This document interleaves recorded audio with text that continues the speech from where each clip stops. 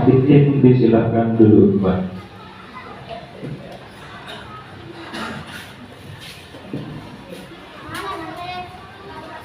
Dilanjutkan di lingkungan kita, yaitu lingkungan pendidikan. Kepada beliau disilahkan.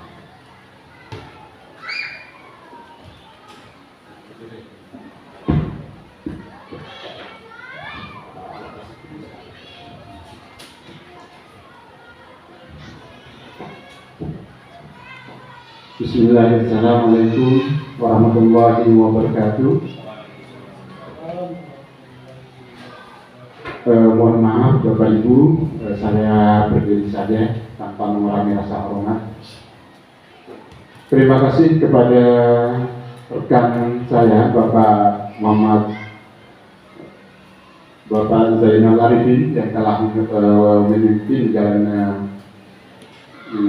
acara pada pagi hari ini. Pertama dan yang utama, kita ucapkan puji syukur kepada Allah Subhanahu wa Ta'ala atas segala nikmat, hidayah, kesehatan. Pada pagi hari ini kita dapat bertemu dalam acara diseminasi budaya positif modul 1.4 yang telah saya pelajari. Bapak Ibu yang saya banggakan, agar lebih efektif kegiatan kita pada pagi hari ini, acara kita dibuat lebih santai. Pada kesempatan kali ini bukan ajang khotbah, tetapi pada kesempatan kali ini adalah kita belajar bersama. Merupakan tugas saya menyampaikan apa yang telah saya pelajari pada modul 1.1 sampai modul 1.4. Karenanya Bapak Ibu, kita harap bersama dibuat santai saja pertemuannya. Kita sambil sharing pengetahuan, bukan berarti saya yang lebih tahu tentang budaya positif ini. Saya justru lebih banyak belajar dari Bapak Ibu yang lebih senior daripada saya dalam rangka menerapkan acara budaya positif di sekolah kita ini. Baiklah Bapak Ibu yang saya hormati, yang pertama, dalam kegiatan kami biasanya kami didoktrin dengan bahasa salam dan bahagia, di mana setiap saat akan melakukan kegiatan kita dituntut sebetulnya untuk selalu mengucapkan salam, terutama kepada peserta didik kita. Karena di salam-salam sendiri itu terdapat berbagai untayan doa keselamatan kepada kita semua.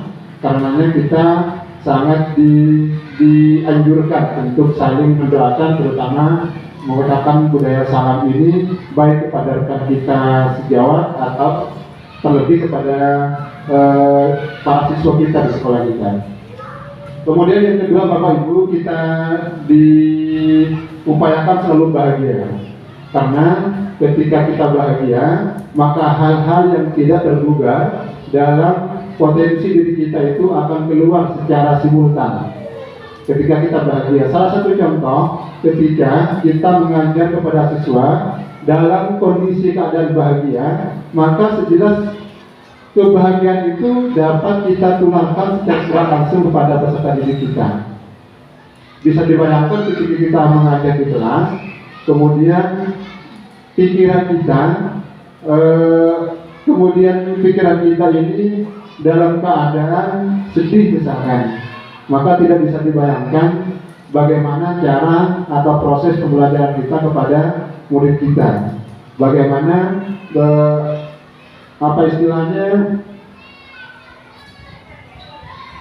sesuatu yang kita tularkan kepada peserta didik kita dapat kita capai kalau kemudian kita mengajar pun tidak dalam keadaan bahagia. Pun demikian kepada murid kita ini tentu dituntut atau kita bimbing untuk senantiasa keadaan bahagia dalam belajarnya. Sebagaimana ini tentunya selaras dengan pemikiran Ki Hajar Dewantara, Bapak Pendidikan Nasional kita, bahwa ketika kita menuntun belajar murid, maka murid tersebut kita tuntun menuju kebaikan, menuju kebaikannya, menuju kebahagiaannya, menuju merdeka belajarnya. Karenanya pada abad ke-21 ini, paradigma pembelajaran kita itu bukan lagi pembelajaran yang menuntut kepada siswa, tapi pembelajaran yang bagaimana pembelajaran itu menuntun kepada siswa kita. Bagaimana siswa kita ini merasa merdeka ketika belajar, tidak ada tekanan kepada mereka untuk belajar, sehingga semua bentuk karakteristiknya itu pada diri masing-masing siswa itu dapat kita baca. Tentu kita sebagai guru pun tidak serta-merta mau menyampaikan pembelajaran atau kegiatan belajar kita di kelas itu dengan cara mereka direcoki berbagai macam aturan-aturan. Tidak, Bapak Ibu. Karena kalau anak didik kita itu kita recoki dengan berbagai peraturan misalkan, maka bisa dipastikan siswa kita itu merasa tertekan dalam belajarnya. Karenanya kita upayakan belajar siswa kita ini, kita upayakan semaksimal mungkin bisa bahagia mereka, sehingga mereka nanti diharapkan ketika beranjak dewasa, kalau ini kita lakukan secara serentak dari tingkat dasar sampai tingkat tertinggi, kita lakukan bagaimana pembelajaran itu bahagia kepada peserta didik kita, maka dipastikan pelajar yang demikian itu akan sesuai dengan cita-cita kita bersama, yaitu menjadi atau mencetak pelajar-pelajar yang mempunyai profil nilai-nilai Pancasila. Seperti pada saat kemarin sampaikan, di antara yang paling penting kepada siswa kita itu kita tanamkan adalah bagaimana dia berkarakter, bagaimana dia beradab. Karena ketika dia beradab, maka ilmu yang kita serapkan, kita transfer kepada peserta didik kita, insya Allah dengan mudah mereka menerimanya. Karena Bapak Ibu, dalam pembelajaran itu banyak sekali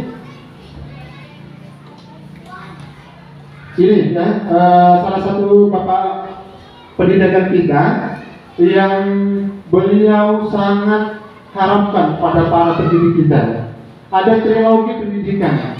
Trilogi pendidikan itu ini sebetulnya dikhususkan kepada para pendidik seluruh Indonesia, karena pada dasarnya Bapak Pendidikan Ki Hajar Dewantara ini adalah merupakan pencetus filosofis dan teologi pendidikan itu sendiri. Apa yang dimaksud beliau pertama? Yang pertama adalah in ngarso sum toludo.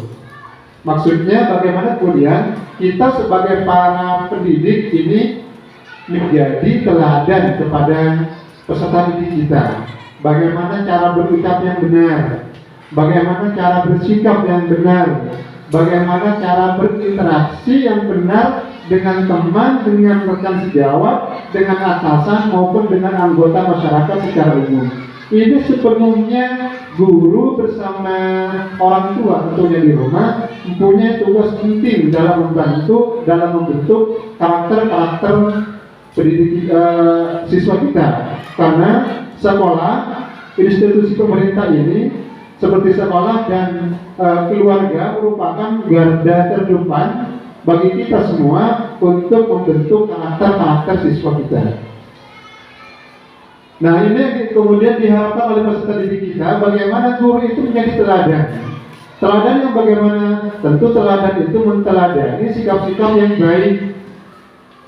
Bagaimana siswa itu kita ajari, kita budayakan, kita diseminasikan cara berkata yang benar.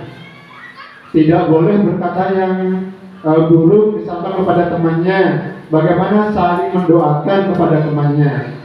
Ini yang pertama. Yang kedua adalah imbadio mengkarso. Di tengah-tengah kehidupan atau interaksi kita dengan peserta didik kita diharapkan selalu memberi bimbingan kepada peserta didik kita. Memberi bimbingan. Bagaimana membimbing itu? Membimbing itu adalah membimbing peserta didik untuk menjadi peserta didik yang mempunyai profil pelajar Pancasila. Yang paling utama adalah karakternya.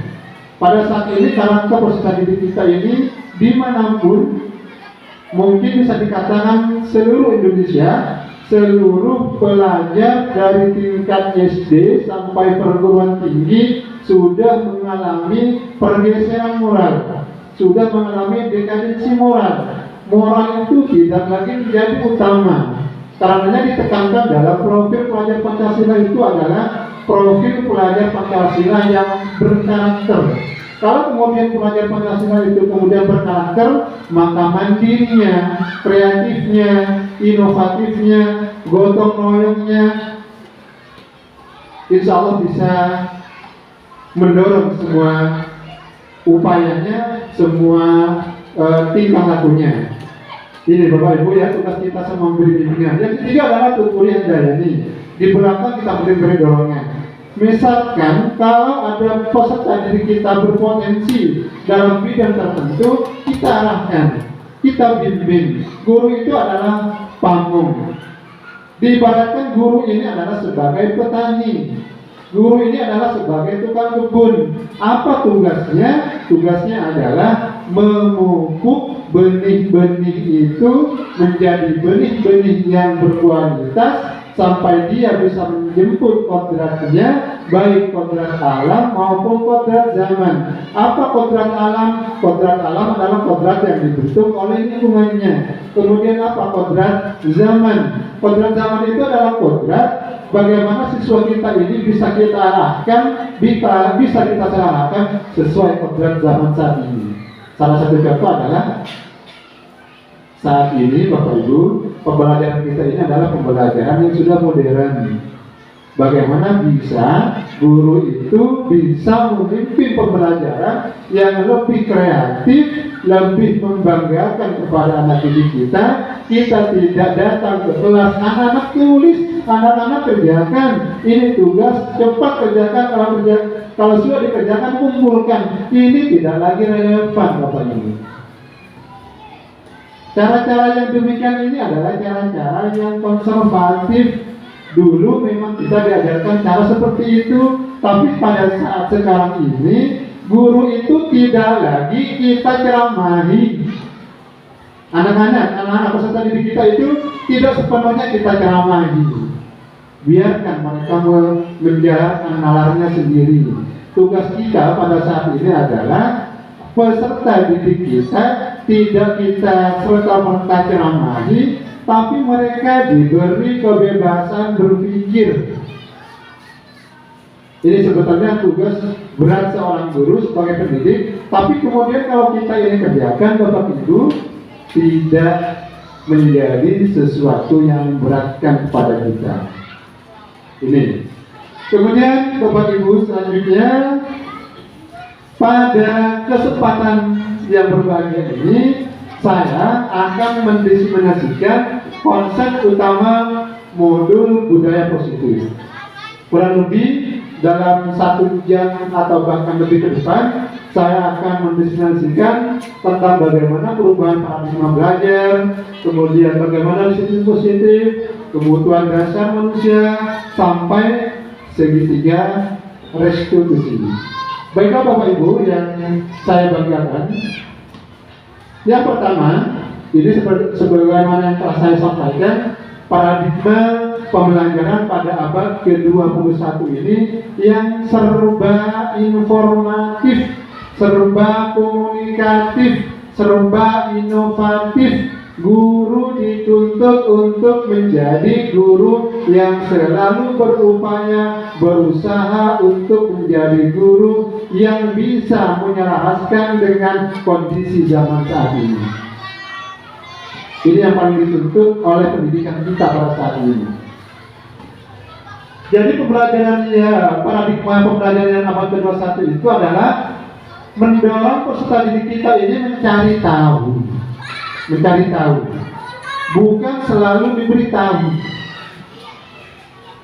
Jadi siswa kita arahkan untuk lebih kreatif, untuk berpikir.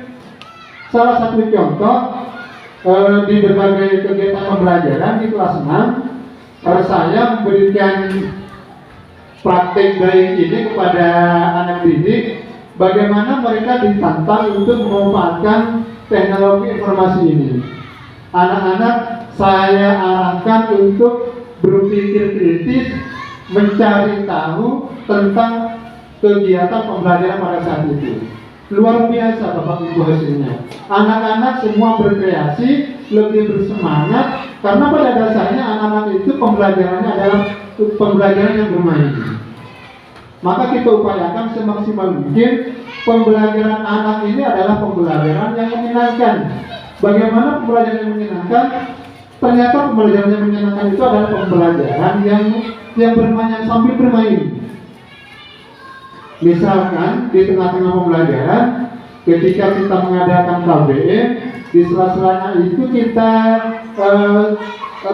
selipkan game edukatif, misalkan tebak-tebakan. Ini salah satu upaya kita untuk merangsang otak anak agar mereka ikut juga berpikir lebih kreatif. Kemudian Bapak Ibu, pembelajaran pada saat ini adalah lebih ke arah bersifat kritis, bukan lagi mekanis. Pada abad 20 dikatakan itu pembelajaran itu lebih ke arah mekanis. Anak-anak dituntut untuk bisa lebih tinggi nilainya agar mereka bisa diterima di dunia kerja. Sebaliknya pada saat ini anak-anak dituntut lebih kritis berpikirnya, bagaimana dia tidak selalu diterima di dunia kerjanya kelak, tapi dia bisa menciptakan peluang. Sehingga kita diharapkan dalam kegiatan pembelajaran itu selalu memberi prakarsa perubahan kepada anak-anak kita ini supaya lebih kreatif. Nanti mereka diharapkan menjadi pencetak tenaga tenaga kerja misalkan. Kalau ini dilakukan secara menyeluruh dari tingkat dasar sampai perguruan tinggi, kalau misalkan anak itu kita doktrin untuk menjadi pencipta, maka pada saat dewasa, anak itu sudah mampu menciptakan dunia kerjanya sendiri. Dia akan mampu merekrut tenaga pekerjanya. Ini yang kita harapkan ke depan. Sehingga tadi selaras dengan apa yang dikatakan dengan kodrat zaman ini. Maka kita jangan antipati lagi dengan pembelajaran yang bersifat IT. Guru dituntut penuh. Guru wajib hukumnya bisa pembelajaran yang berbasis IT. Wajib pada saat sekarang ini. Saat ini adalah zaman globalisasi. Tidak lagi anak-anak kita perintahkan untuk tulis, kerjakan. Kalau sudah kerjakan, kumpulkan. Siapa yang nilainya paling tinggi, pulang duluan. Tidak Bapak Ibu, bukan seperti itu lagi kegiatan pembelajaran kita. Tapi dituntut lebih menjadi peserta didik yang lebih kreatif, mandiri, gotong royong, dan tentunya inovatif. Bapak Ibu yang berbahagia, jadi dibuat santai saja kegiatan kita kali ini, jangan terlalu tegang. Boleh sambil minum, airnya sudah disediakan sebelah sana, sambil menikmati apa yang telah disajikan. Berikutnya Bapak Ibu, ada 3 motivasi perilaku manusia. Ini yang berkaitan dengan cara kita ketika kita memberikan sesuatu kepada peserta didik kita. Yang pertama adalah menghindari ketidaknyamanan atau hukuman. Ini yang pertama. Ada 3 motivasi siswa kita, mengapa misalkan siswa kita itu ketika mengerjakan tugas misalkan, ketika ada tugas portofolio misalkan, atau ada tugas kelompok yang harus dipresentasikan di depan kelasnya, pada dasarnya ada 3 motivasi anak yang mendasarinya mengapa dia melakukan. Karena kadang ada anak yang ketika kita beri tugas dia mengerjakan, tetapi motivasinya beda. Misal karena dia takut hukuman, mengerjakannya atas dasar karena takut dihukum gurunya. Itu yang pertama. Yang kedua adalah ada siswa yang mengerjakan tugas. Ketika kita memberi tugas siswa itu, dia berharap ada reward kepadanya, ada hadiah kepadanya. Jadi dia bersemangat ketika mengerjakan tugas tersebut. Ini. Ya, yang ketiga adalah anak itu menjadi orang yang mereka inginkan, menjadi mereka yang mereka inginkan, dan meyakini nilai-nilai kebajikan yang ada dalam dirinya. Nah, ini merupakan motivasi tertinggi pada dasar kebutuhan manusia, sehingga mereka melakukan apa yang mereka akan lakukan. Sebagaimana yang telah saya sebutkan tadi, bisa jadi anak itu mengerjakan tugas karena takut dihukum gurunya. Ini secara umum mungkin secara umum sudah kita alami bersama. Anak mengerjakan tugas atau ingin presentasi ke depan, tugas di kelompoknya, ini atas dasar mereka takut dihukum gurunya. Nah, motivasi yang seperti ini adalah motivasi paling rendah, dan ini tidak diharapkan terjadi lagi kepada peserta didik kita. Yang kedua adalah motivasi yang mereka peserta didik kita ini adalah berharap supaya dapat hadiah. Ayo anak-anak, siapa yang bisa nanti saya kasih hadiah. Bapak Ibu, tanpa menguasai rahmat, ini merupakan salah satu contoh budaya positif yang kurang baik. Anak-anak, kalau mengerjakan tugas, siapa yang bisa nanti akan saya beri coklat misalkan. Anak-anak nanti yang bisa mengerjakan akan saya beri es krim misalkan. Nah, cara seperti ini Bapak Ibu kurang lagi selaras, sehingga nanti diharapkan profil yang kita cita-citakan itu, siswa itu adalah kurang mandiri, kurang kreatif dalam pembelajarannya. Apa yang kita harapkan? Yang kita harapkan adalah ini, yang ketiga. Motivasi yang ketiga ini kita harapkan. Jadi mereka mengerjakan tugasnya itu atas dasar keyakinan dirinya. Oh, saya kalau mengerjakan tugas, saya akan menjadi anak yang pintar misalnya. Ini nilai-nilai yang perlu kita tanamkan bersama kepada peserta didik kita. Oh, saya kalau lambat upacara misalkan, berarti saya telah melanggar nilai-nilai kebutuhan dasar saya sebagai siswa. Mestinya saya sebagai siswa, upacara itu dimulai 6:30, saya datangnya mestinya 6:30 kurang 10 menit paling lambat. Nah, ini adalah contoh penerapan nilai-nilai yang ada pada diri seseorang, pada siapapun, baik pada siswa kita, terlebih kepada kita sendiri. Bapak Ibu, yang kedua ini adalah pemberian reward atau hadiah. Nah, ini nanti akan dibahas lebih lanjut di pembahasan distribusi. Ini Bapak Ibu ya. Jadi untuk membentuk karakter siswa yang diperlukan, ini adalah butuh proses jangka panjang pengelolaan perubahan yang positif ini. Perubahan yang positif ini tidak serta-merta besok kita terapkan, tidak. Jadi secara bertahap, sesuai dengan lingkungan kita upayakan. Nah, upaya ini adalah merupakan salah satu bentuk upaya prakarsa perubahan kepada kita semua, terutama kepada semua pendidik. Karena tugas kita, sebagaimana yang telah saya katakan tadi, tugas kita ini adalah bagaimana kita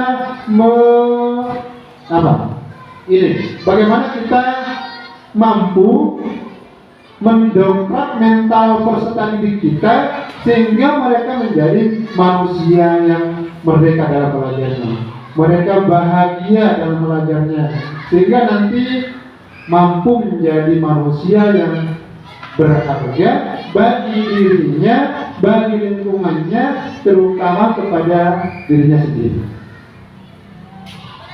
Ini barangkali ada motivasi-motivasi yang harus kita tanamkan bersama kepada peserta didik kita. Nah, ini yang pertama Bapak Ibu.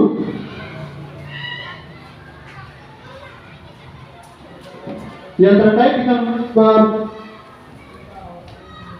budaya positif adalah, ini yang pertama adalah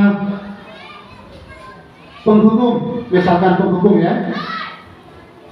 Saya lebih singkat penjelasannya karena waktunya kita upayakan se-efektif mungkin. Bapak Ibu,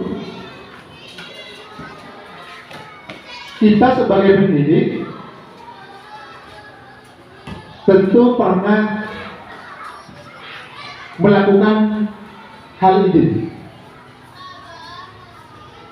Pernah ya Bapak Ibu ya? Pernah menghukum siswa kita?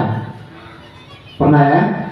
Baik hukuman itu berupa verbal maupun berupa fisik. Sekarang saya akan lebih tahu lagi bagaimana guru memposisikan dirinya sebagai penghukum ini. Saya persilakan agar kegiatan kita ini lebih santai, lebih mengalir seperti air. Saya minta pendapat Bapak Ibu terkait dengan penghukum ini. Apa yang telah kita lakukan dan apa yang menyebabkan kita melakukannya terkait dengan penghukum ini. Silakan.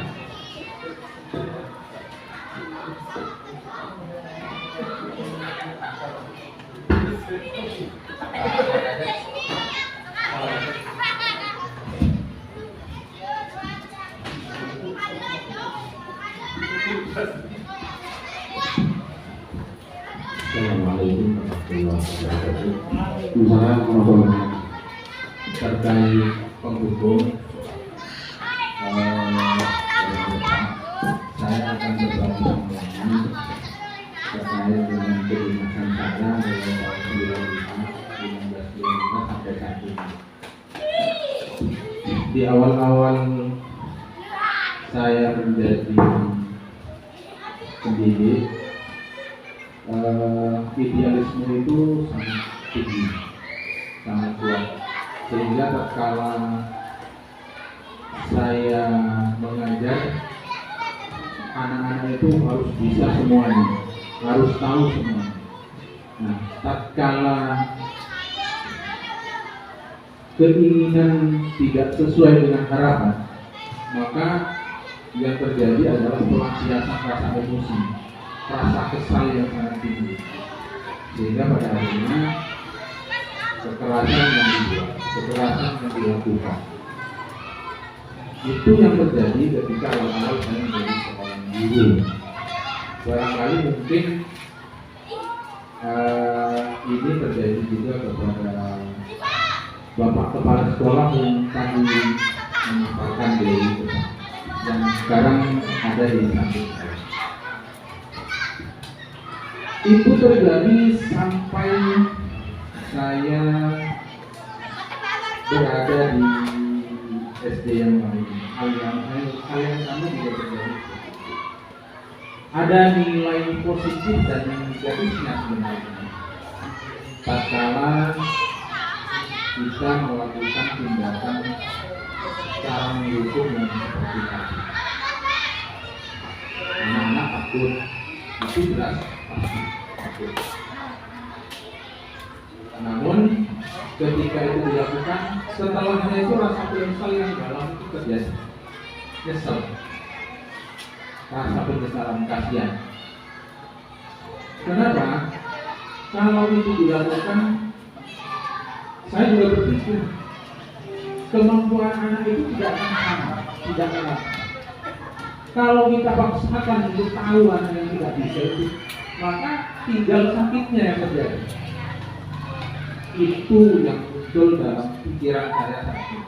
Oleh sebab itu, ketika saya sudah berdinasti ada sesuatu, nah pikiran-pikiran untuk melakukan kekerasan itu sedikit demi sedikit mulai turun. Oleh sebab itu, saya berharap ke depan hal-hal yang berkaitan dengan perundungan, kekerasan terhadap kita sendiri, mohon kepada rekan-rekan untuk mulai ditinggalkan. Sebagai gantinya, benar sekali apa yang disampaikan oleh saudara kita, rekan kita, Bapak ini untuk memberikan reward itu penghargaan kepada saudara diri yang sudah mengubah perilaku, cara belajar dari dalam diri. Barangkali itu yang dapat saya sampaikan. Barangkali ada teman-teman yang lain untuk sharing seperti apa cara membuat anak yang lebih baik barangkali, atau mungkin ada yang lebih berpengalaman dapat menawari untuk bisa berbagi pengalaman sehingga ke depan tidak ada lagi kekerasan yang dilakukan ketika kita mendidik dan berharap anak didik itu menjadi lebih baik. Demikian terima kasih Bapak Ibu, sebagaimana yang telah kita dengarkan bersama, bahwa penghukum, saya sepakat dengan Pak Salan, penghukum itu adalah impact-nya luar biasa pada peserta didik kita, sangat berpengaruh pada kondisi psikologisnya.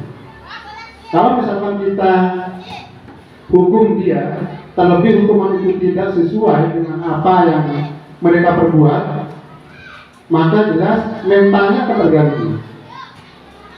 Oleh karenanya, cara-cara kita dalam 5 posisi kontrol ini, yang pertama, posisi kontrol yang pertama kita sebagai pendidik anak, sebagai penghukum, ini sama sekali tidak efektif kita kerjakan.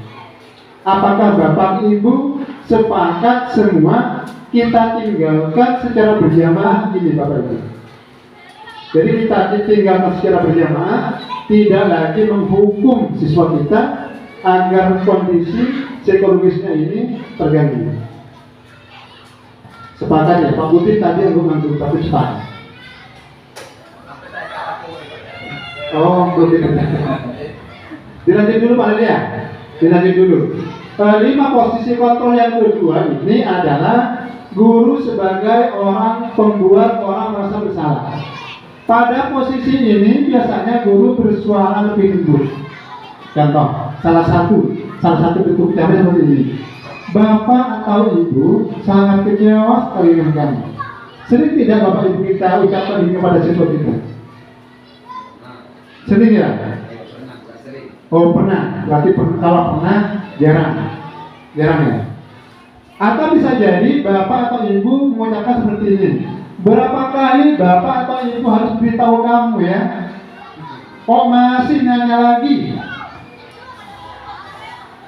Mungkin jarang sekali juga kita ucapkan hal seperti ini kepada siswa kita.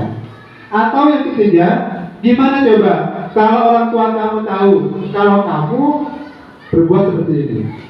Nah, ucapan ini tidak asing lagi bagi kita, terutama ketika peserta didik kita ini melakukan sesuatu kenakalan. Misalkan, bagaimana kalau orang tua kamu tahu bahwa kamu seperti ini? Nah, cara-cara seperti ini adalah posisi kontrol pendidik itu pada posisi yang kedua, yang bertindak sebagai orang yang merasa bersalah. Jadi siswa kita ini didoktrin sebagai orang yang merasa bersalah, sehingga nanti mungkin tujuan guru tersebut adalah siswa tersebut bisa menyadari kesalahan yang telah dia perbuat. Ya, lanjut dulu Bapak Ibu ya. Yang ketiga adalah guru berposisi sebagai teman. Nah, ini paling asik bagi peserta didik kita, terutama pada guru kelas 1. Luar biasa tingkat kedekatannya dengan peserta didik ini. Bapak Halil ini tingkat kedekatannya dengan muridnya, peserta didiknya sangat luar biasa. Bahkan di berbagai kesempatan sepertinya gendong itu ke Pak Halil. Luar biasa begitu dekat. Nah, Bapak Ibu pada posisi ini adalah biasanya guru tidak menyakiti muridnya, baik menyakiti secara verbal, secara ucapan, maupun tidak menyakiti secara fisik. Kemudian guru tersebut berupaya terus mengontrol diri siswanya itu secara persuasif. Misal, ketika si A melakukan kesalahan, dia tidak diucapkan di banyak temannya, di depan temannya, tapi secara pribadi, secara persuasif dia dekati ini. Nah, kamu tadi kok melakukan ini? Ini posisi guru sebagai teman kepada siswa, dia tidak menyakiti siswanya lagi, baik menyakiti secara fisik maupun secara verbal. Namun Bapak Ibu, ketika guru itu bertindak sebagai teman bagi siswanya, bagi peserta didiknya, ini ada konsekuensinya, ada akibatnya. Apa akibatnya?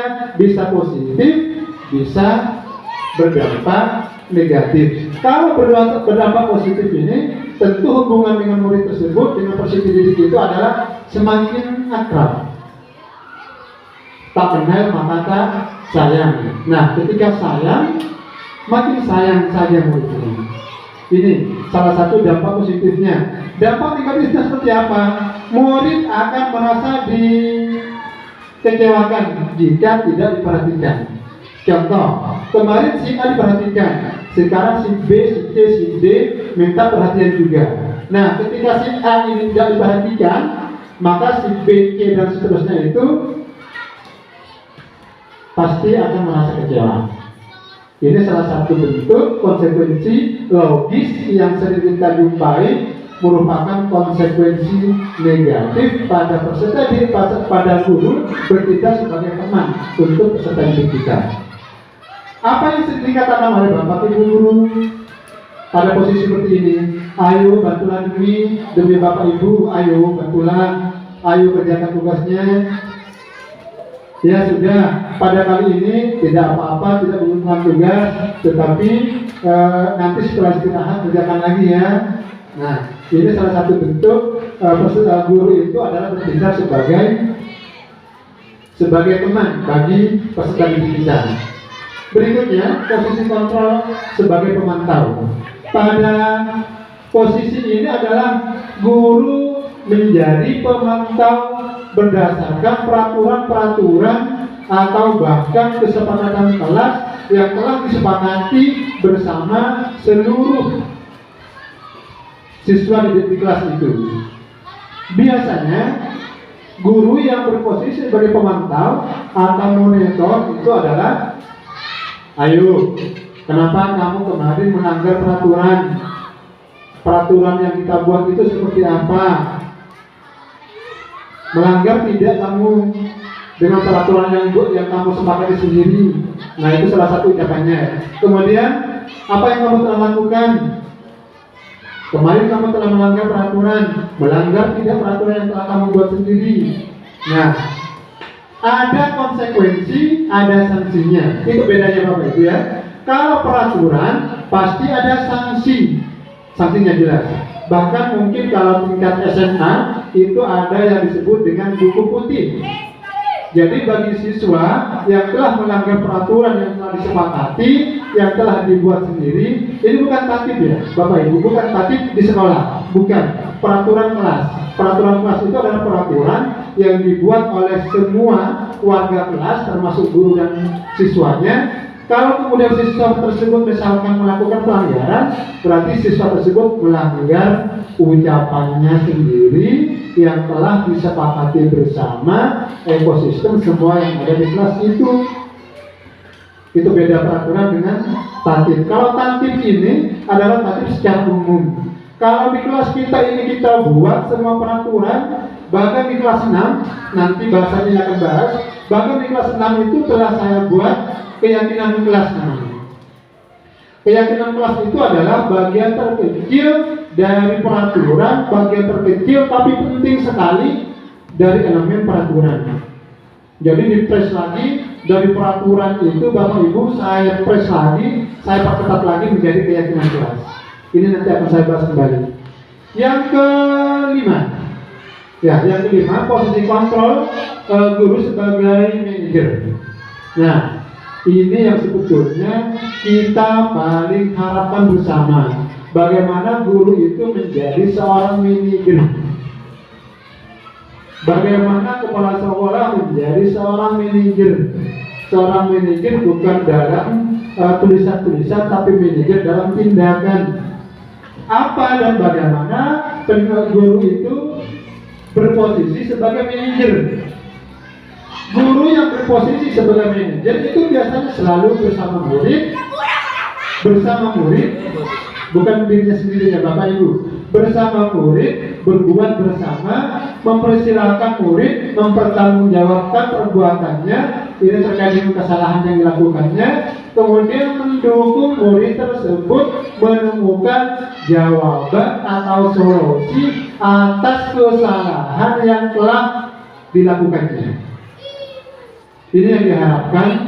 Jadi kita diharapkan ini berposisi sebagai pendidik, berposisi pada posisi teman atau monitor atau bahkan manajer ini.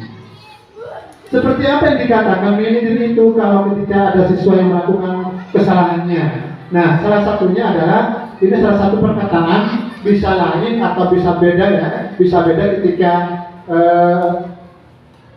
kesempatannya berbeda pula. Salah satunya adalah apakah kamu meyakininya? Kemudian jika kamu meyakininya, apakah kamu bersedia memperbaikinya? Jika kamu memperbaiki ini, hal ini menunjukkan apa tentang dirimu? Nah, ini tentang kesalahan-kesalahan yang murid lakukan. Jadi murid guru sebagai guru itu bukan serta-merta mendoktrin muridnya itu sebagai penghukum, bukan menjadikan kita ini sebagai penghukum. Karena penghukum itu Bapak Ibu pada 5 posisi kontrol ini tidak lagi relevan dengan pendidikan kita saat ini. Jadi kita mungkin bisa bersepakat pada sejak pertemuan kali ini, mari kita tinggalkan posisi kontrol sebagai penghukum maupun sebagai orang merasa bersalah pada posisi kontrol kita sebagai pendidik. Nah, kita diharapkan menjadi minimal kita sebagai monitor, sebagai apa lagi satunya? Sebagai ini apa satunya lagi? Sebagai teman, atau bahkan kita diharapkan ini sepenuhnya menjadi pendidik yang berposisi sebagai manajer, bukan fasilitator, sebagai manajer. Ya, sebagai manajer. Jadi kalau sebagai manajer, siswa kita ini tidak lagi mereka sepenuhnya merasa bersalah. Sebagaimana juga telah saya lakukan pada proses praktek kemarin pada modul 1.3, bagaimana cara merestitusi anak didik kita ketika misalkan lambat upacara, ketika lambat masuk kelas. Nah, ini Bapak Ibu ya, jadi kita tidak menghukum, tidak lagi menghukum, terlebih hukuman itu mengarah ke tindakan fisik. Jangan Bapak Ibu ya, kita tinggalkan bersama agar murid kita itu ketika belajar mereka merasa dihargai, mereka merasa diberi tanggung jawab sehingga dirinya mampu belajar menjadi pribadi yang mandiri dan ke depan juga menjadi lebih kreatif dalam segi pemikiran.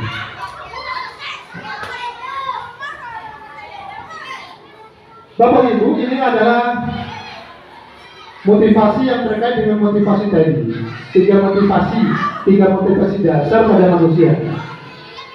Yang pertama ini Bapak Ibu, motivasi itu ada dua macam. Yang pertama adalah motivasi eksternal, ada yang motivasi internal. Ada yang menyebutnya ekstrinsik, ada yang juga menyebut intrinsik. Sebetulnya sama saja, hanya penggunaan bahasa saja. Bagaimana yang disebut dengan penilaian kontrol yang negatif yang terkait dengan identitas gagal? Yang pertama, kalau Bapak Ibu menghardik, kemudian Bapak Ibu merujuk, kemudian Bapak Ibu menunjuk siswa ya, menyindir sampai menyakiti secara verbal, ini adalah jelas kita ada pada posisi penghukum. Jelas itu. Akibatnya apa Bapak Ibu? Kalau kita bertindak sebagai penghukum kepada peserta didik kita, maka peserta didik kita itu adalah memberontak. Pasti memberontak. Pasti membantah. Kemudian siswa kita ini kalau kita sering hukum, juga secara tidak langsung kita doktrin menjadi siswa peninggalan. Kemudian ketika kita menjadi posisi penghukum kepada siswa kita, siswa itu adalah mudah sekali menyalahkan orang lain. Karena dasar dalam dirinya yang mereka pahami itu adalah mereka seringkali mendapat perkataan kasar baik dari bapak gurunya maupun bapak ibunya di rumah. Ini yang kemudian disebut dengan posisi sebagai perilaku yang gagal. Ketika kita bertindak sebagai penghukum, kemudian membuat orang bersalah, itu apa konsekuensinya? Konsekuensinya adalah anak sering menyembunyikan sesuatu. Kalau kita bertindak sebagai pembuat orang merasa bersalah, kemudian anak itu sering menyangkal, anak sering berbohong. Ini adalah konsekuensi logis yang akan kita rasakan ketika kita bertindak pada posisi kontrol itu sebagai orang yang membuat bersalah kepada siswa kita.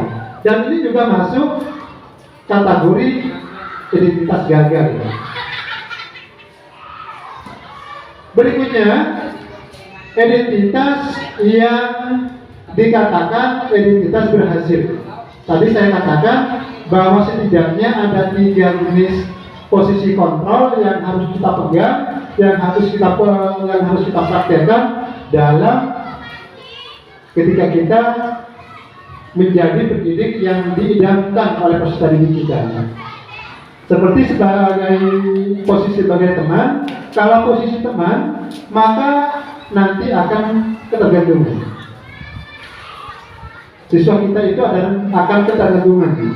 Salah satu sisi negatifnya, ketika misalkan di kelas itu kemarin Pak Bundir yang ngajar, kemudian berikutnya diganti oleh Bapak Ibu guru yang lain, beda penerapan pembelajarannya, beda cara menangani cara strategis siswanya, maka anak juga akan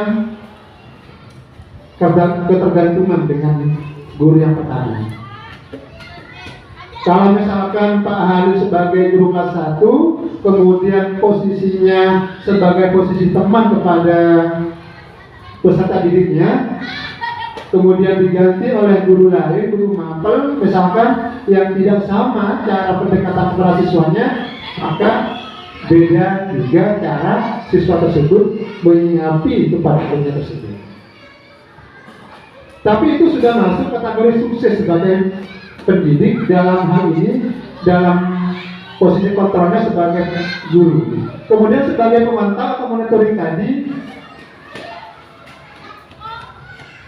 kalau guru sebagai monitor, maka siswa mudah sekali untuk kita awasi, baik dalam pergaulan dengan temannya maupun dalam menerapkan budaya-budaya positif yang kita terapkan di sekolah.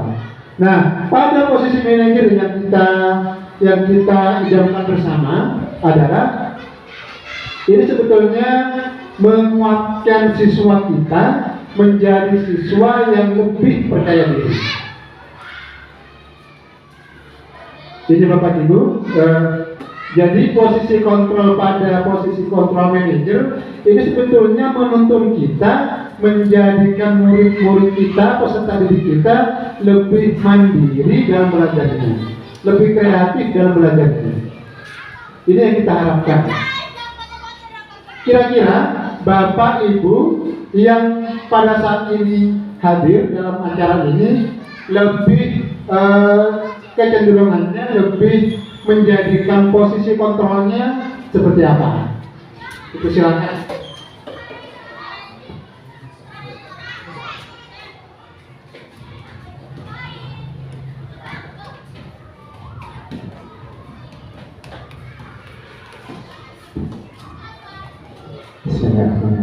Assalamualaikum warahmatullahi wabarakatuh. Terima kasih atas waktunya. Sebelum saya masuk ke hal yang dimaksud yaitu berkaitan dengan sahabat agung, sedikit mungkin saya ingin bercerita tentang apa tugas seorang guru. Mungkin ini sudah kita ketahui secara bersama-sama bahwa tugas seorang guru yaitu mengajar, mendidik, kemudian menilai, mengevaluasi dan kemudian menginstruksikan apa yang sudah dipelajari dalam kehidupan sehari-hari. Tentunya dalam tugas ini kita sebagai seorang guru tentunya mempersiapkan diri, baik itu mempersiapkan di rumah tentang apa yang menjadi tujuan dari tugas itu, yaitu cara misalkan mempersiapkan materi pelajaran yang akan disampaikan kepada murid. Tentunya kita semua guru bersepakat bagaimana siswa itu berubah dalam waktu sesuai dengan apa yang menjadi tujuan dari seorang guru, yaitu menciptakan siswa itu cerdas dan dididik secara akhlak maupun cerdas dalam ilmu pengetahuan. Tentunya dalam rangka hal itu menjadi sebuah persoalan. Terkadang bagi saya pribadi, apa yang menjadi harapan saya dengan di rumah, mempersiapkan di rumah, tapi pada kenyataannya pada saat di lapangan atau di kelas semangat belajar siswa ini kurang. Ini mungkin satu kendala, satu mungkin kesiapan belajar siswa kurang. Itu bisa dilihat satu, di rumah tidak ada koordinasi antara peranan orang tua. Satu jadwal itu terkadang tidak sesuai dengan pada pelajaran yang hari ini berlangsung di kelas. Jadi buku yang dibawa itu tidak sesuai. Satu. Yang kedua, kedisiplinan waktu yang mungkin perlu kita diskusikan pada hari ini. Kedisiplinan waktu di sini maksud saya pada saat jam pelajaran masuk, seperti misalkan pelajaran agama, ini kebanyakan masih dalam waktu yang mereka nilai itu waktu istirahat, karena waktu yang diketahui oleh murid ini mungkin secara tidak merata tidak penting. Jadi bisa saja kelas 1 masuk, kelas 2 baru istirahat. Jadi kedisiplinan waktu di lingkungan sekolah itu tidak penting, tidak searah antara kelas 1 sampai kelas 6. Itu jadi yang pertama kesehatan pelajar di mana dilakukan kepada orang tua, yang kedua adalah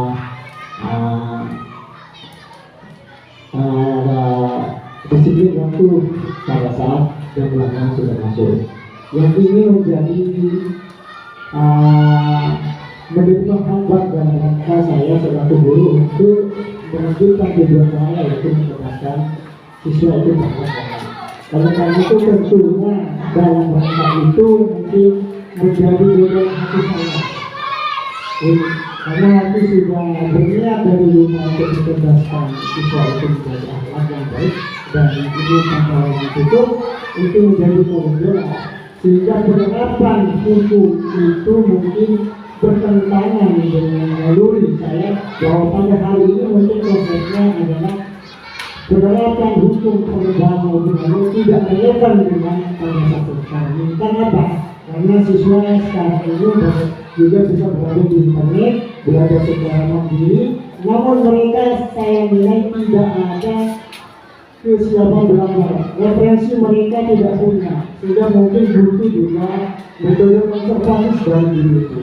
Jadi mungkin menurut saya ini yang menjadi kendala tentang proses hukuman yang harus berlaku dari sini. Terima kasih. Jadi karena kesalahan hal itu. Baik, terima kasih. Luar biasa Pak Budin menyampaikan. Ini juga terkait dengan mengapa siswa kita itu ketika dalam waktu belajar mengajar kadang ada yang keluar begitu saja, izinnya mau ke belakang, tapi kemudian tidak ke belakang. Pernah tidak dijumpai siswa kita seperti itu, Pak? Sering nggak? Sering. Mudah-mudahan tidak. Nah, mengapa terjadi siswa kita itu sering berbohong? Mengapa siswa kita itu sering berbohong? Siswa kita itu berbohong karena pada dasarnya 5 kebutuhan dasar manusianya tidak terpenuhi. Ini salah satu pemicu mengapa siswa kita itu bilangnya, Pak, saya ingin mau ke belakang, tapi ke belakang kok sampai 20 menit belum nyampe ke kelas. Setelah ditinjau ke belakang tidak ada, ternyata ada di kantin makan.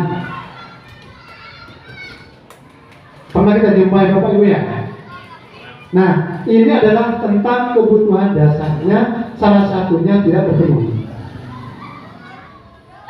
Apa kebutuhan dasarnya sehingga mereka mendasari melakukan perbuatan berbohong itu, bilangnya mau ke belakang tapi mau makan.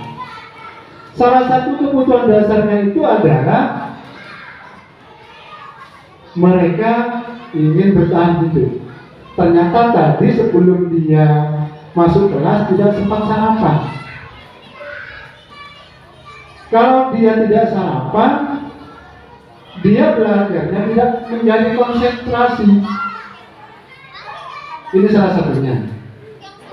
Anak berbohong kepada gurunya, dia melakukan tindakan sehingga gurunya ini kehilangan. Ketika dia izin 15 menit, 5 menit, tapi 15 menit di belakang ini, ternyata ada di kantin. Ini adalah salah satu kebutuhan dasarnya tidak terpenuhi.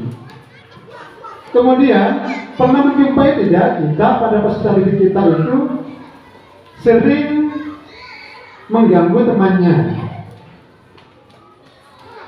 Kalau di kelas saya ada beberapa siswa yang sering sekali hampir setiap hari mengganggu temannya. Sering mengganggu temannya, sering menyakiti temannya. Nah, setelah saya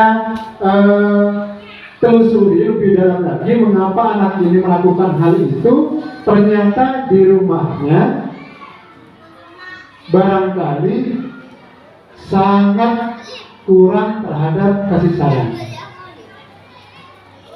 Dia sebetulnya butuh kasih sayang seorang guru sehingga dia merasa dihargai. Ketika dihargai, dia tidak lagi dalam beberapa bulan terakhir ini dia tidak 100% meninggalkan keusilannya, tapi setidaknya sudah berkurang. Karena apa? Karena kasih sayang sebagai guru itu sebagai perwujudan orang tua di sekolah, dia melakukan persuasi pendekatan kepada siswa tersebut untuk mendapatkan kasih sayang ini. Kemudian anak itu juga membutuhkan pengakuan. Anak sangat membutuhkan pengakuan. Sekalipun anak itu adalah anak yang, mohon maaf, dalam kategori di kelasnya itu adalah prestasi akademiknya paling rendah, kita tidak diperbolehkan anak itu kita diskreditkan. Kita tidak boleh oh dia prestasinya tidak begitu mencolok kesannya, kemudian perhatiannya kurang. Jangan. Kita sama ratakan Bapak Ibu kasih sayang kita sebagai guru, kemudian cara kita memberikan motivasi kepada murid kita tidak membeda-bedakan, semua dapat sama rata, adil dan sama rata. Sehingga apa? Sehingga ketika semua kebutuhan dasar pada manusia, pada siswa itu semua sudah terpenuhi, tetapi siswa itu masih saja melakukan kesalahan-kesalahan, masih saja melakukan kenakalan-kenakalan misalkan, maka setelah ini semua terpenuhi, baru kita pada tahap yang disebut dengan restitusi. Apa itu restitusi? Restitusi adalah sebuah upaya guru dalam menanggulangi kenakalan siswa atau cara bertindak siswa di luar nalar kita. Kalau tadi 5 kebutuhan dasarnya sudah terpenuhi, semua sudah terpenuhi, masih saja melakukan kesalahan-kesalahan, maka baru kita akan melangkah ke tahap yang disebut dengan restitusi. Apa restitusi? Restitusi adalah proses menciptakan kondisi bagi murid untuk memperbaiki kesalahan mereka, sehingga mereka kembali kepada kelompoknya menjadi pribadi yang lebih kuat lagi. Ini yang disebut dengan restitusi. Ciri-cirinya seperti apa? Ciri-cirinya adalah yang pertama itu siswa tidak disebut menebus kesalahannya, namun siswa belajar atas kesalahan mereka yang telah berbuat. Kemudian restitusi itu apa? Ciri-cirinya adalah yang kedua adalah berupa tawaran-tawaran kepada siswa itu. Nah, kamu kemarin kok masih lambat? Kenapa? Atau apa yang melatar belakangi kamu bisa lambat ke sekolah? Kemudian si siswa itu bisa menjawab secara detail sebagaimana apa yang telah mereka alami sebelum dia berangkat ke sekolah. Nah, ini tadi yang keempat, kebutuhan dasarnya sudah mendasari tindakannya. Kalau kebutuhan dasar tadi sudah terpenuhi, kemudian kita restitusi, maka setelah direstitusi, murid tersebut pasti akan lebih kuat, lebih percaya diri ketika dia kembali kepada kelompoknya, ketika dia kembali kepada kelasnya.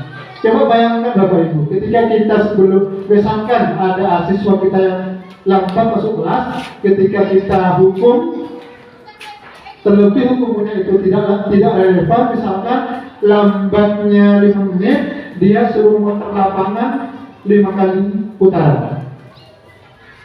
Lambatnya kesalahannya tidak mengerjakan PR, kemudian kita beri tugas 3 kali lipat PR tersebut. Bisa dibayangkan kalau siswa kita itu menerima konsekuensi seperti itu.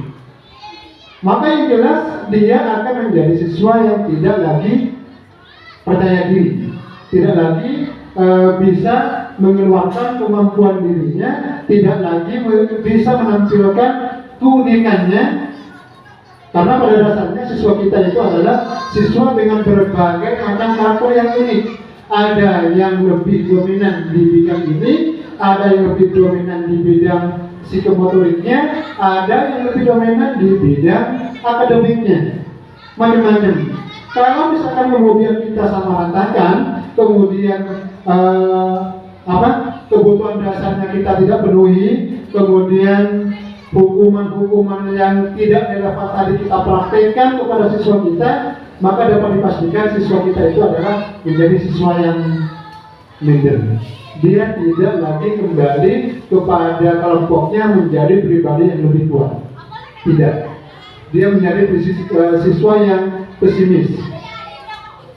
Dia tidak lagi mampu mengeluarkan keunikannya, kemampuannya. Dia sering biasanya dikucilkan oleh temannya. Dia seringkali menerima bulian dari temannya. Karena apa? Karena kita sebagai guru tidak lagi bertindak pada posisi kontrol tadi sebagai teman, sebagai manajer, tapi kita lebih cenderung menjadi berposisi sebagai guru penghukum maupun menjadi guru pencari kesalahan pada siswa tersebut.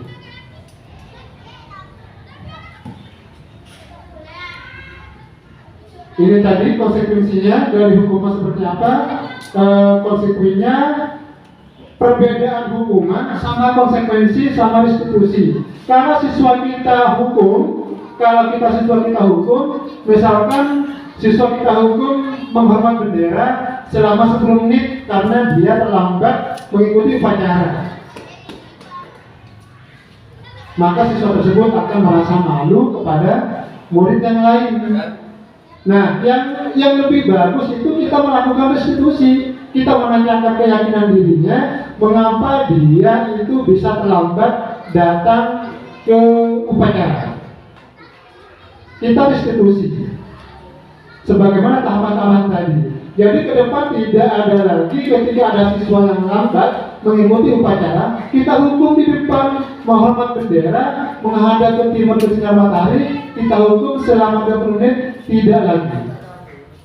Karena itu adalah melawan arus dengan pemikiran Ki Hajar Dewantara bahwa anak itu sejatinya bermain dalam belajarnya, bahwa anak itu adalah sejatinya ketika belajar dia harus merdeka dan harus bahagia.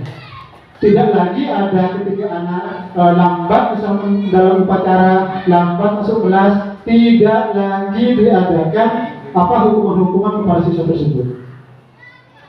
Ini diharapkan ke depan. Jadi kita lebih baik kita restitusi, kita panggil ke kantor apa yang menyebabkan dia terlambat, apa yang menyebabkan dia melakukan kesalahan itu. Ini yang kemudian kita sebut dengan restitusi. Jadi ketika kita restitusi anak tersebut, dia akan kembali ke kelasnya, ke kelompoknya menjadi siswa yang tetap percaya diri. Tetapi sebaliknya, ketika kita menghukumnya, bahkan menghukum secara fisik, dipastikan dia ketika kembali kepada kelompoknya, kepada temannya, dia menjadi siswa yang seringkali memberontak. Dia menjadi siswa yang seringkali membantah apa yang dikatakan orang tuanya, apa yang dikatakan ibunya. Karena apa? Karena doktrin di sekolah ini yang semestinya membentuk karakter yang baik, ini kita salah gunakan. Kita tidak membentuk karakter siswa kita sesuai dengan tuntunan sebagaimana yang pernah disampaikan oleh Ki Hajar Dewantara. Jadi ketika kita mengajar, Bapak Ibu, kita upayakan kita bercita-cita menjadikan murid kita itu menjadi murid yang merdeka belajarnya, kemudian menjadi murid yang senantiasa lebih kreatif, lebih kuat, lebih inovatif, dan bertanggung jawab terhadap apa yang mereka yakini. Berikutnya, Bapak Ibu, ini mungkin salah satu contoh kemarin ketika saya melakukan langkah keyakinan kelas. Ini adalah salah satu bentuk keyakinan kelas yang saya bentuk bersama anak-anak, semua sepakat. Jadi sebelum keyakinan ini terbentuk, saya berkumpul bersama semua siswa, anak-anak, ayo apa yang kita sepakati, ayo kita buat kesepakatan terkait dengan kegiatan belajar kita hari ini dan seterusnya. Kesepakatan itu kita sepakati semua. Kita tawarkan kepada siswa kita, anak-anak, apa kesepakatan yang telah kalian sepakati bersama? Kalian sepakati? Kalau jawabannya iya, maka kesepakatan itu kita jadikan menjadi keyakinan kelas. Ini yang kita harapkan ke depan. Di kelas Bapak Ibu semua nanti tidak lagi ada peraturan-peraturan, tapi ada keyakinan kelas. Apa keyakinan kelas? Keyakinan kelas itu adalah ketika anak melakukan di luar keyakinan kelas yang telah ditetapkan, maka kita tinggal mengingatkan, kemarin kamu melakukan ini, itu berarti kamu melanggar keyakinan kelas yang keberapa. Contoh, melanggar keyakinan dia kemarin datang telat 5 menit ke sekolah. Ini sering, ada kelas 6 siswa saya, Bapak Ibu, ada 2 siswa yang sering sekali lambat datang ke sekolah. Sering saya restitusi sesuai dengan keyakinan kelas yang telah dibuat. Setelah beberapa pekan kemudian, siswa itu adalah dengan dasar keyakinan dirinya bahwa dia ketika datang terlambat ke sekolah, dia telah melanggar secara sadar, dia telah melanggar keyakinan kelas yang telah dibuat. Apa yang dia telah langgar? Dia jelas-jelas telah melanggar disiplin waktu. Kemudian misalkan ada siswa yang ketika dibebani tugas kelompok, misalkan waktu presentasi si kelompok A, misalkan kelompok A presentasinya waktunya 5 menit atau 10 menit. Nah, dalam rentang waktu itu sembari dipimpin atau dipandu gurunya, siswa itu diberi arahan, diberi tuntunan tentang pentingnya menghargai waktu. Kalau kemudian siswa tersebut melanggar ketentuan tersebut, kita tinggal mengingatkan, kemarin kamu melanggar keyakinan kelas sendiri, keyakinan kelas yang keberapa? Ini, ya, ini pentingnya Bapak Ibu, pentingnya kita membentuk keyakinan kelas di kelas kita masing-masing sesuai dengan kondisi kelas kita masing-masing. Tidak harus sama. Semua kelas mempunyai karakter masing-masing. Nah, kalau kita semua secara serentak menerapkan apa itu keyakinan kelas, maka tatib yang ditempelkan di gedung kantor ini itu menjadi tidak relevan lagi. Maksudnya bagaimana? Kok tidak relevan? Maksudnya anak-anak tidak ada lagi anak-anak atau peserta didik kita yang sampai melanggar tata tertib yang telah ditempel di sekolah kita ini. Karena apa? Karena mereka telah belajar tentang keyakinan kelas. Keyakinan kelas itu adalah keyakinan kelas yang dibentuk di kelas kita masing-masing, sehingga kalau ini semua tercapai Bapak Ibu, maka tatib maupun peraturan-peraturan yang telah ada itu tidak relevan lagi. Karena anak sudah meyakini keyakinan-keyakinan kelas yang telah mereka sepakati bersama. Ini, jadi Bapak Ibu diharap ke depan semua kelas bisa mempraktekkan dirinya sebagai pendidik itu pada posisi kontrol yang 3 terakhir tadi, yang kategori sukses. Kemudian di kelas kita harapkan semua Bapak Ibu sudah membuat keyakinan kelas sesuai dengan ciri-ciri atau karakter kelasnya masing-masing. Bagaimana Bapak Ibu siap untuk membuat ini ya? Siap sekali. Ini tadi tentang restitusi. Ini pertanyaannya, pertanyaan otomatiknya, kira-kira orang yang naik sepeda motor itu kan diwajibkan pakai helm. Ya Bapak Ibu ya, diwajibkan pakai helm. Apa tujuannya? Tujuannya kira-kira apa? Pak Aan. Tujuan orang Tujuan orang mengendarai sepeda motor diwajibkan pakai helm. Tujuannya apa? Biar aman dalam berkendara. Biar aman berkendara. Ada yang lain? Pak Wanto barangkali? Kenapa orang yang naik sepeda motor itu diwajibkan pakai helm? Ya? Yang kedua terkait dengan aturan lalu lintas. Baik. Menarik sekali tentang keselamatan diri. Dia yakin bahwa ketika naik sepeda motor tidak pakai helm mengancam keselamatannya. Sepakat Bapak Ibu ya? Ya. Nah, ini juga sama halnya dengan keyakinan kelas kita yang kita buat. Jadi perbandingannya ke sana bahwa ketika ada orang yang naik sepeda motor tanpa memakai helm, pasti terancam keselamatannya. Bisa jatuh, bisa tersenggol atau semacamnya. Begitu juga dengan keyakinan kelas yang kita bentuk ini. Jadi penting, sangat penting sekali dalam kelas kita ini mempunyai keyakinan kelas. Tujuannya apa? Tujuannya untuk membentuk siswa kita itu menjadi siswa yang lebih bertanggung jawab terhadap dirinya, terhadap nilai-nilai yang mereka yakini. Ini Bapak Ibu tujuannya. Jadi ke depan diharapkan semua kelas bisa bisa membentuk peraturan kelas hingga keyakinan kelas. Ini mungkin Bapak Ibu ada beberapa bentuk kegiatan saya dalam langkah restitusi ini.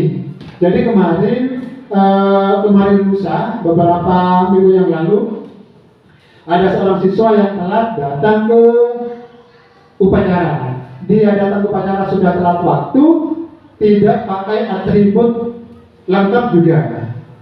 Jadi saya dalam hal ini tidak menghukumnya, tetapi memberikan dia cara-cara langkah-langkah restitusi tadi. Mengapa dia sampai lambat?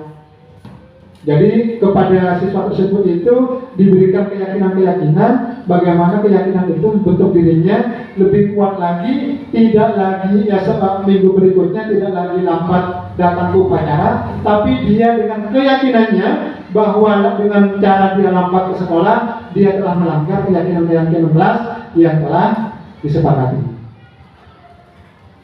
Ini barangkali Bapak Ibu terkait dengan kegiatan diseminasi kita pada hari ini. Barangkali ada pertanyaan, ada pernyataan terkait dengan kegiatan restitusi atau dengan posisi kontrol maupun dengan 5 kebutuhan dasar manusia tadi, atau dengan 3 motivasi apa yang mendasari kita melakukan sesuatu pada dasar-dasar kita sebagai manusia, atau nanti kita upayakan pada peserta didik kita.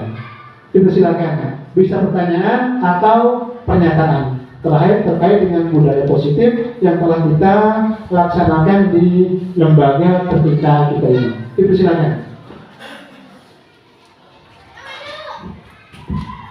Baik Bapak Ibu,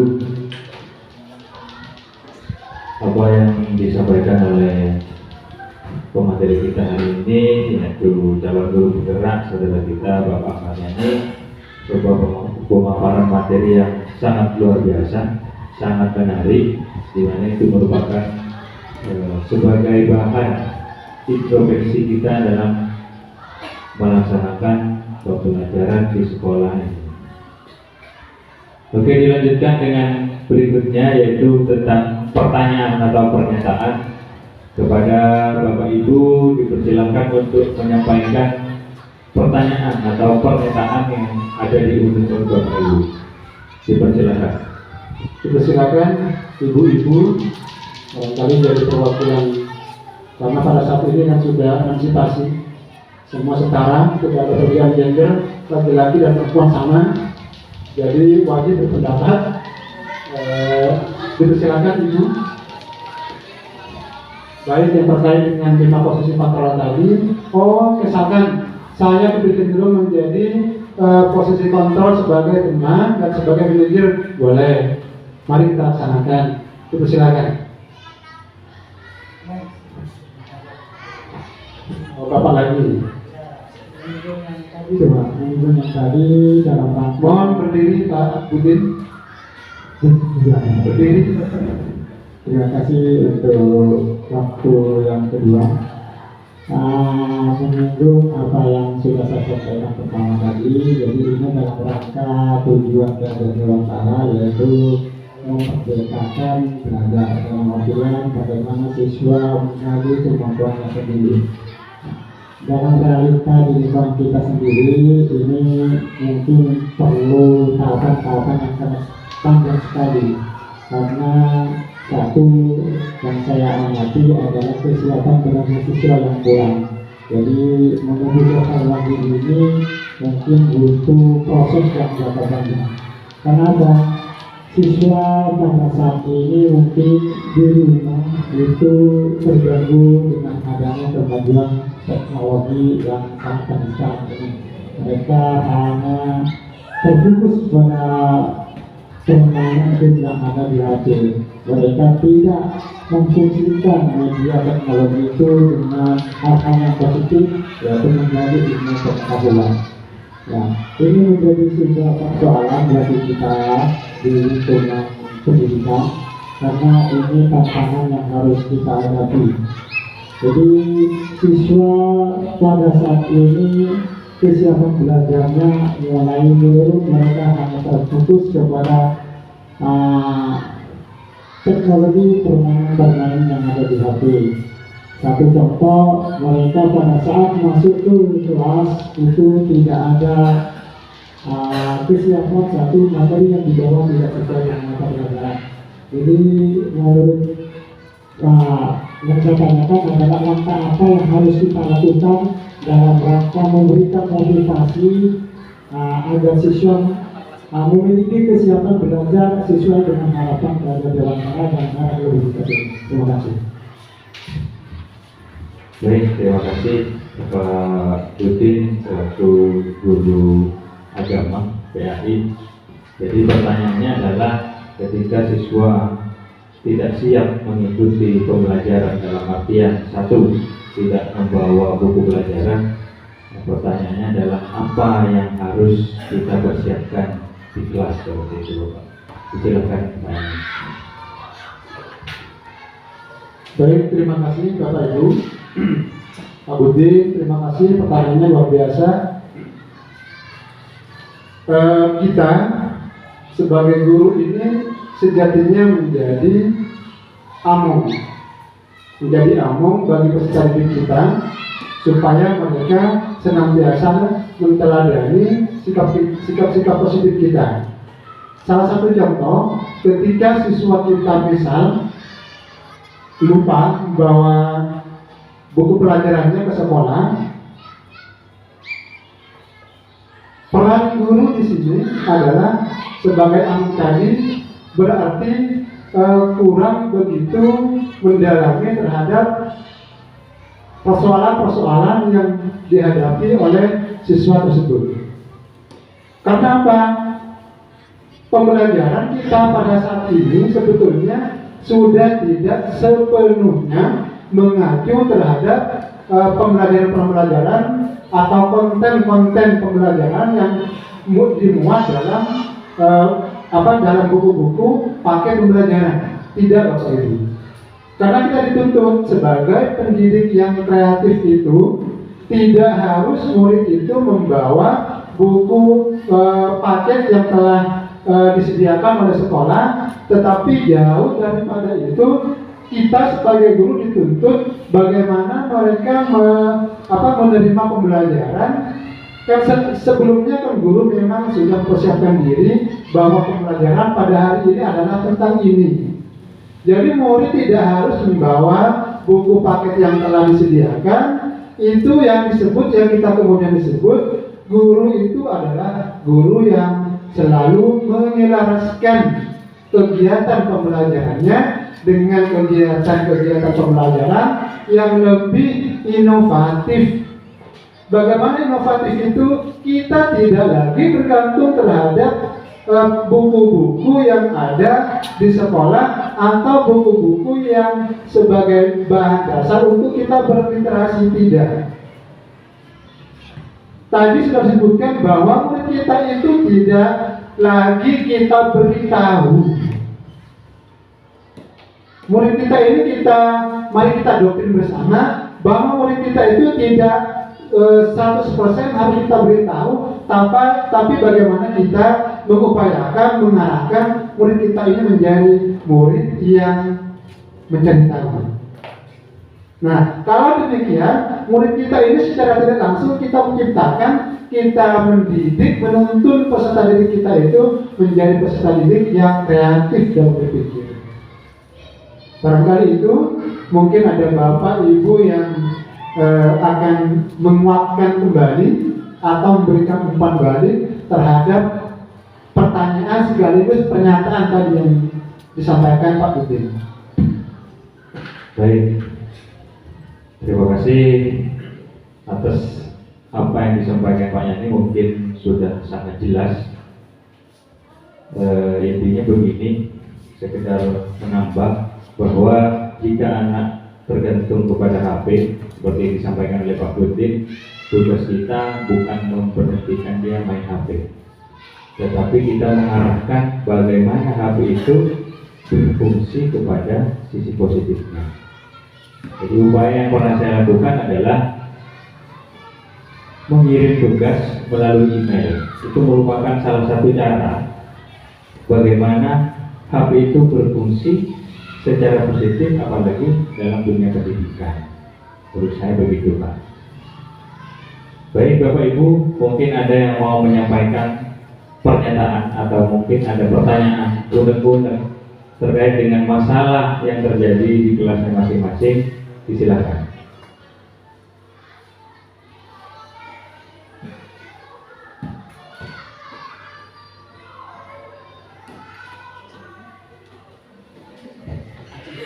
Ya. Baik Bapak Ibu, tampaknya sudah diuji rasa ngantuk. Saya ada beberapa pernyataan Pak Yani ke materi. Nah, ini kejadian ketika saya menyambut siswa di pagi hari. Ini juga kejadian sekaligus pernyataan. Restitusi itu sangat berdampak positif apabila kita terapkan bersama. Jadi survei yang saya lakukan, siswa yang datang terlambat saya kasih hukuman yang pertama. Kemudian yang kedua, saya ajak komunikasi. Yang ketiga, saya bentuk konsep pendekatan restitusi. Ternyata yang paling berhasil adalah pendekatan restitusi. Karena sebelum kita mencari tahu masalahnya, kita bertanya dulu, kenapa datang terlambat. Kemudian saya menyampaikan alasannya.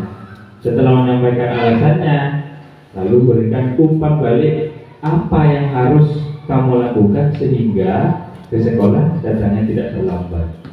Jadi salah satu siswa yang saya temui kemarin, alhamdulillah tadi pagi jam 6:30 sudah berada di sekolah. Sangat efektif kita gunakan melalui pendekatan restitusi. Baik, selanjutnya saya kembalikan kepada pemateri untuk melanjutkan. Ya, silakan Ibu kalau mau bertanya Ibu.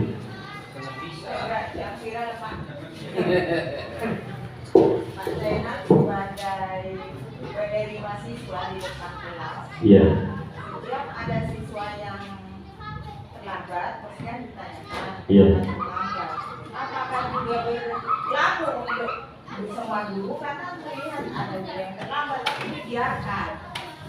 Ya, terima kasih Ibu.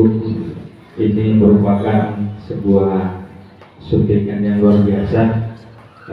Ketika kita menyambut siswa dengan ramah, bahkan sampai menanyakan sudah sarapan, sudah bawa uang saku, sementara saya masih belum menanyakan Bapak Ibu guru sudah sarapan atau belum.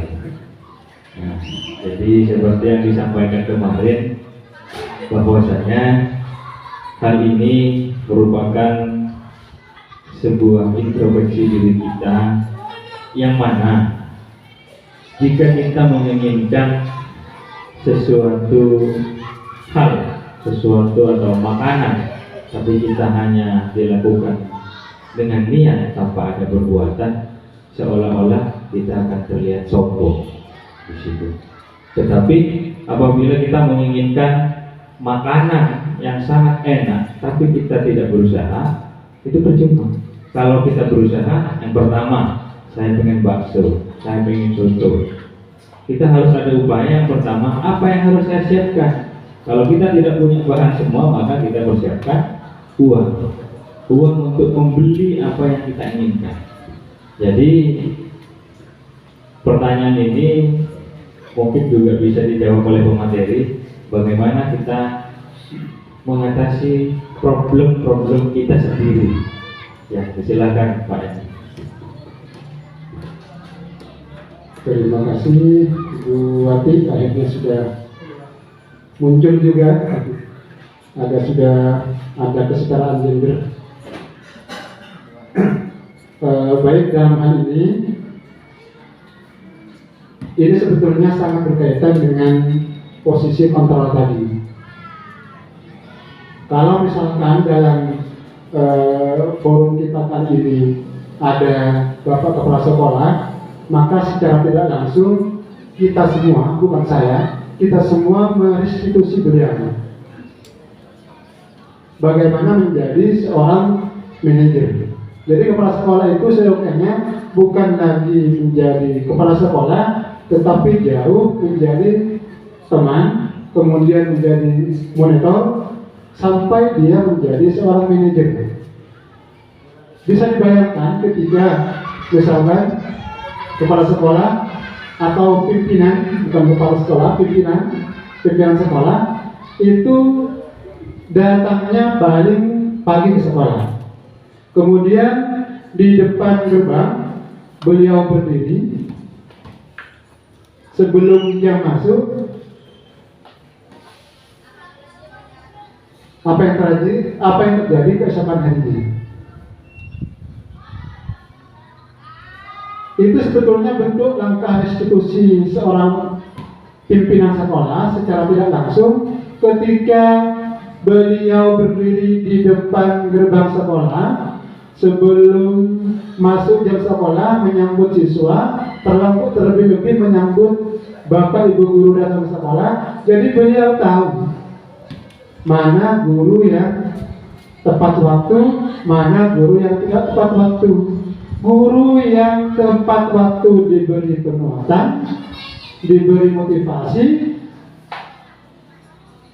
Kemudian guru yang datangnya tidak waktu, ini yang kemudian diberi penguatan tentang 5 kebutuhan dasar tadi.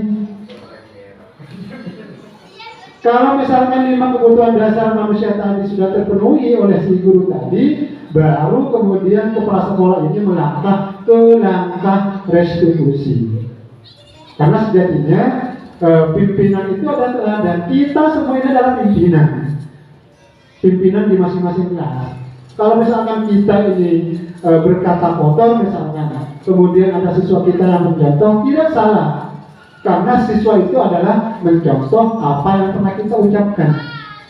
Sebagaimana apa yang dilakukan atau dipraktekkan oleh pimpinan sekolah, kalau yang dilakukan itu adalah hal-hal yang positif. Hal yang positif terkait dengan kedinasan misalkan, maka saya yakin dalam waktu kurang dari 1 minggu langkah-langkah restitusi itu akan berhasil. Seperti yang tadi disampaikan oleh Bapak Zainal dalam langkah merestitusi siswa yang datang terlambat ke sekolah. Itu barangkali. Terima kasih. Baik, terima kasih Pak Eni.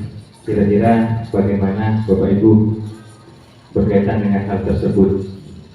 Jika memang itu akan jadi sebuah introspeksi diri kita, ada beberapa hal juga yang sangat tidak enak dipandang.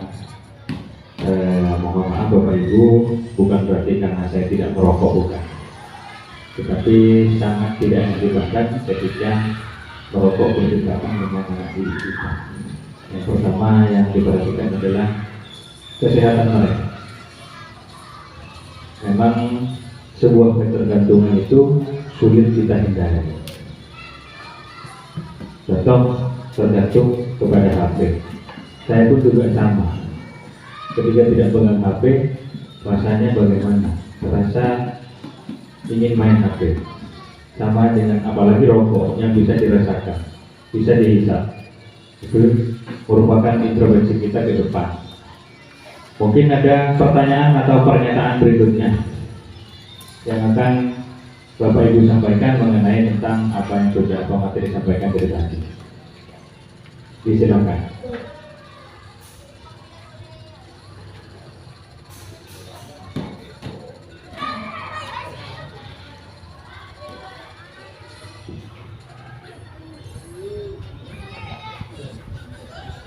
Baik, jika tidak ada sedikit tambahan Pak ini. Saya sangat tertarik dengan kesepakatan kelas. Kemarin saya sudah membuat kesepakatan kelas pada siswa kelas 5. Kenapa saya ngambil kelas 5? Karena kelas 6 sudah ada calon guru penggeraknya. Jadi kelas 5 saya buat kesepakatan dalam tata cara bersosialisasi di lingkungan sekolah, bersikap di lingkungan sekolah, baik terhadap guru ataupun orang yang lebih dewasa. Poin pertamanya adalah mereka tidak boleh mengeluarkan suara dengan nada yang tinggi. Kemudian menundukkan kepala, merendahkan diri kita pada saat lewat di depan guru atau orang yang lebih dewasa. Apalagi tadi juga saya sudah lihat sangat tampak kesepakatan itu dilakukan. Siswa yang naik sepeda itu akan turun ketika menjumpai gurunya yang berdiri atau berada di sekitar mereka. Saya tadi sudah menjumpai dan sangat luar biasa. Jadi kesepakatan kelas diharapkan agar Bapak Ibu guru segera dibuat. Kalau Bapak Ibu guru kelas kan sangat mudah. Yang susah itu kalau guru mapel, karena berhadapan dengan semua peserta didik di sekolah ini. Jadi jumlahnya 207 itu saya hadapi satu. Kesepakatan kelasnya berbeda-beda, dari kelas 2, 3, 4, 5, dan 6 itu pasti berbeda, sesuai dengan apa yang peserta didik inginkan. Baik Pak Eni, saya serahkan kembali ke Pak Eni. Baik, terima kasih Bapak Ibu. Ke depan kita sepakat untuk membuat keyakinan kelas. Keyakinan kelas itu ketika kita dibuat sesimpel mungkin, jangan terlalu banyak agar mudah diingat. Mungkin itu Bapak Ibu tambahan sedikit dari saya. Bukan sebetulnya bukan kepantasan saya menyampaikan ini, tetapi ini adalah tugas saya dalam menyampaikannya, mendiseminasikan tentang budaya-budaya positif yang akan kita lakukan di sekolah. Kita semua bersepakat, mari kita ciptakan lingkungan yang pembelajaran lingkungan yang berpihak kepada murid, lingkungan belajar yang nyaman kepada siswa kita merasa enjoy belajar, mereka tidak merasa tertekan kita belajar, tetapi mereka kita antarkan menuju pembelajaran yang membahagiakan. Demikian Bapak Ibu, kurang lebihnya terima kasih sekali meluangkan waktunya menghadiri acara ini. Kurang lebihnya mohon maaf. Wassalamualaikum warahmatullahi wabarakatuh.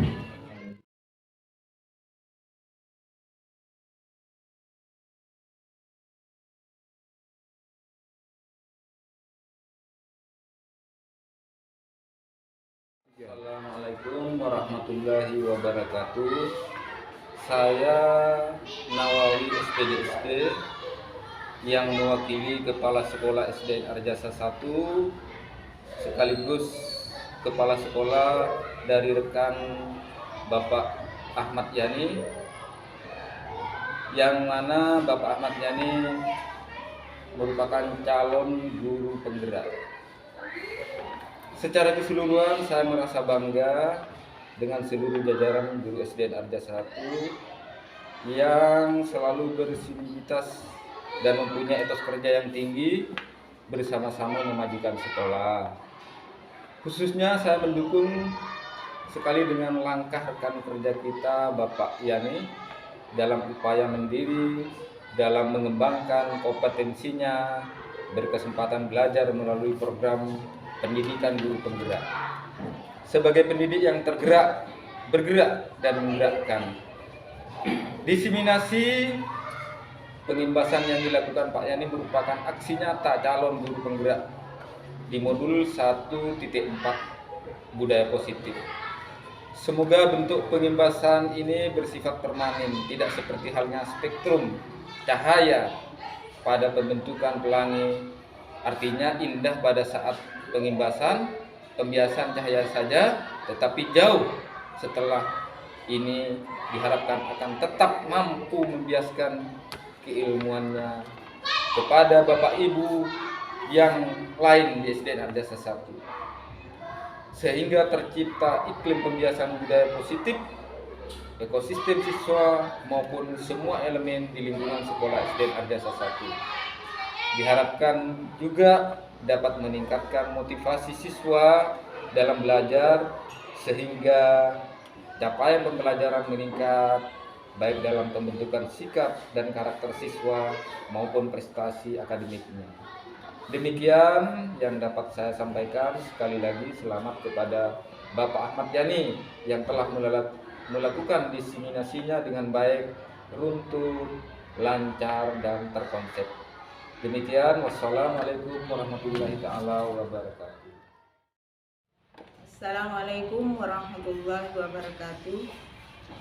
Saya mengajar kelas 3, rekan guru Pak Yani di SDN Arjasa 1. Menurut saya, yang telah dipaparkan Pak Yani mengenai budaya positif tentu sangat bagus untuk diterapkan di sekolah ini, terutama mengenai penerapan disiplin positif untuk siswa.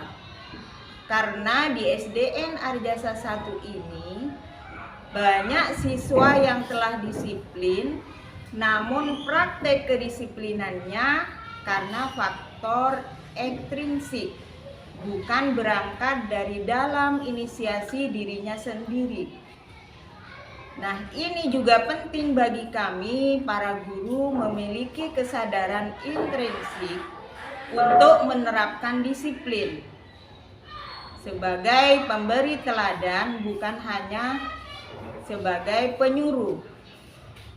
Oleh karenanya, kita sebagai guru dapat mereposisi diri sebagai apakah kita sebagai pemberi hukuman, sebagai pemantau, atau sebagai manajer dalam pembelajaran.